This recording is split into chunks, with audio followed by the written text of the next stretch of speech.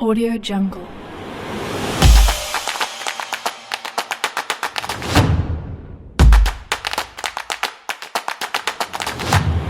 Audio Jungle.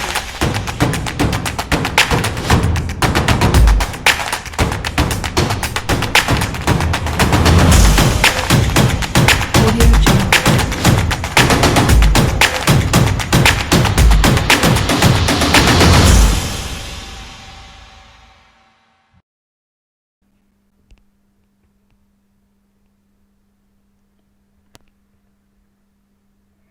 So hello guys, welcome to C++ programming tutorial by Harshita Gupta. तो आज हम बात करेंगे ब्रेक और कंटिन्यू स्टेटमेंट की। बेसिकली हमने ये ब्रेक पढ़ा था स्विच में, बट इसके साथ मैं आपको कंटिन्यू और ब्रेक का अलग से समझाना चाहती हूँ कि बेसिकली करते क्या। तो जैसे आप देख सकते हैं मैंने क्या लिखा है, break. The break statement can also be use to jump out of a loop. हम इसे इसीलिए यूज़ कर रहे थे कि अगर हमारा स्विच में अगर हमारा एक केस मैच कर जाता है तो हम नहीं चाहते कि जो हमारा कंपाइलर है वो टाइम वेस्ट करे सारे केसेस को चेक करने के लिए। तो अगर उसने वो कंडीशन फुलफिल कर दी तो वो वहीं से ब्रेक कर जाए, उस कोड से बाहर आ जाए, लूप से। ठीक है। कंटिन्यू बेसिकली किस लिए यूज़ होते हैं? The continue statement breaks one iteration in the loop if a specified condition occurs and continues with the next iteration। इसमें क्या था, जब हमने ब्रेक करा, स्टेटमेंट यूज़ करा, तो जो ब्रेक के बाद जितने भी स्टेटमेंट है वो उसे रन नहीं करेगा। ठीक है, वो डायरेक्ट बाहर आ जाएगा। बट कंटिन्यू क्या करता है, कंटिन्यू में आपको एक कंडीशन देनी होती है कि कंटिन्यू में अगर आपने कंडीशन दी है तो वो क्या करेगा, बस उस कंडीशन को स्किप कर देगा जो आपने बेसिकली दिया हुआ है कंडीशन, और उसके बाद वो दोबारा से लूप में फिर से अपना कंडीशन बाकी की जो है, जो एक मेन कंडीशन थी उसे चेक करता रहेगा, दोबारा इटरेशन जो है लूप में कंटिन्यू रखेगा। ठीक है। तो थ्योरी से ज़्यादा आप जब प्रैक्टिकल समझेंगे तब ज़्यादा समझ में आएगा। तो हम चलते हैं और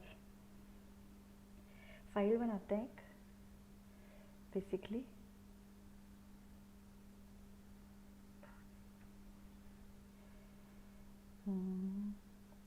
हम यहाँ पे देते हैं, क्या है हमारी फाइल का नाम, ब्रेक कंटिन्यू .cpp।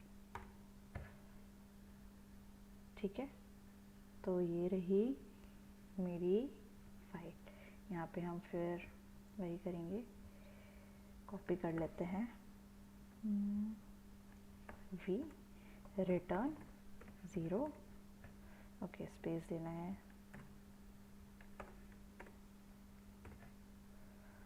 चलिए, तो मैं आपको ब्रेक और कंटिन्यू एग्जीक्यूट करके दिखाती हूँ कि बेसिकली ये क्या करेंगे। ठीक है। पहला एग्जांपल लेते हैं, for int i equals to 0 i less than 5 and then i plus plus. ठीक है, ये नॉर्मल हमारा फॉर लूप है। अब हम इसके अंदर एक कंडीशन चेक करेंगे, if i equals to 3, let's suppose.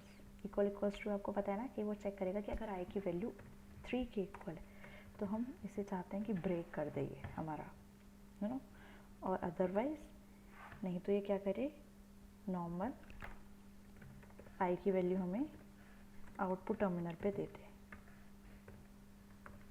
इसे रन करके देखते हैं, फिर मैं आपको ब्रेक और कंटिन्यू दोनों का डिफरेंस समझाऊंगी। ओके, तो मैंने यहाँ पे इसे एंडल लेना चाहिए था। आप डबल कोट्स में एन का भी यूज़ कर सकते हैं, स्लैश एन देकर, जो मन करे आपका।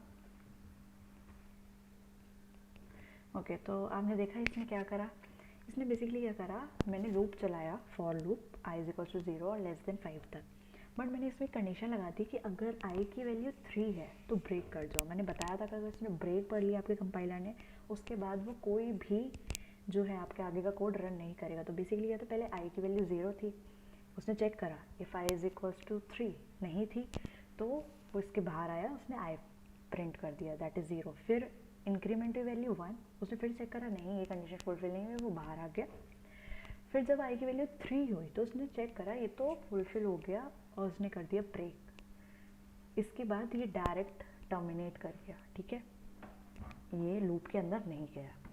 अब हम इसी में कंटिन्यू देखते हैं कि कंटिन्यू का मतलब क्या है। मैंने कंटिन्यू का आपको बताया था कि अगर आप कंटिन्यू का यूज़ करते हैं तो बेसिकली वो क्या करेगा, वो सिर्फ उस लाइन को स्किप करेगा, मतलब जो उस कंडीशन को, जो मैंने ऊपर कंडीशन दी है बस उससे स्किप करेगा, बाकी जैसे उसे लूप में काम करना है वो वैसे ही करेगा।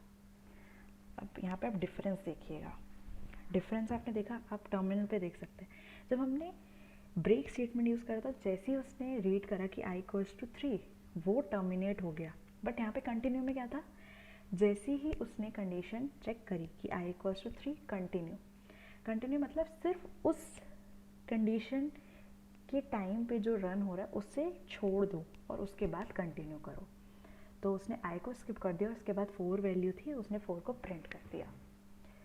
तो दैट्स इट गाइस, मुझे लगता है आपको ब्रेक और कंटिन्यू में डिफरेंस समझ में आया होगा। Thank you.